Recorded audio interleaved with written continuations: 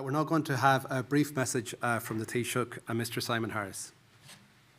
Hello there, good morning everyone, and thank you so much for coming to this seminar on what next for Irish public policy development. The formation of public policy is how government translates ambition into action. It's a core feature of the work of all civil servants. Great policy depends on a proper process and advanced skills to underpin it.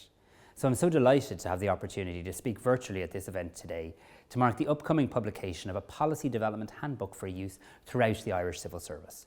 It's been developed by the Civil Service Management Board, and I'd really like to thank them for their excellent work. The handbook has emerged out of an intensive period of engagement with numerous civil servants from all departments, with politicians and with the OECD. The handbook recommends that policy must rest upon three fundamental pillars. Firstly, data and evidence. Secondly, feasibility. And thirdly, legitimacy. Many of you will be familiar with the importance of data and evidence, but the other two are equally important. As policymakers, government and ministers rely greatly on the input and the expertise of their civil servants. What this model of policy making reflects is that data and evidence are critical, but for policy to land, it needs to have legitimacy. It must be feasible. It must be implementable in the real world. The new handbook will be a resource to help ensure coherence and consistency in the process of developing policy. It sets out 5 stages, it highlights examples of best practice, and it provides useful checklists. It's an important foundational step in improving the capabilities of civil servants. It will be followed by further steps such as aligning the training curriculum, establishing networks of practitioners, and enhancing the role of the public in policy development.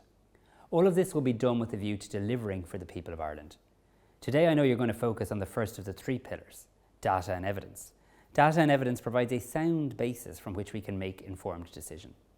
Misinformation is sadly more prevalent than ever, and it has never been more important for policy advice and proposals to be grounded in trustworthy information. Data and evidence alone can only bring a policy so far, as the policy development process is not always straightforward. Formally reviewed evidence only gives so much information. Evidence alone does not ensure wisdom. Good evidence may be ignored, bad evidence may be used misleadingly. However, evidence is a key starting point for analysis and for the appraisal of policy options and priorities. So I want to wish you all the very best in your discussions today as we work together to strengthen the Irish public policy process into the future. Dermot.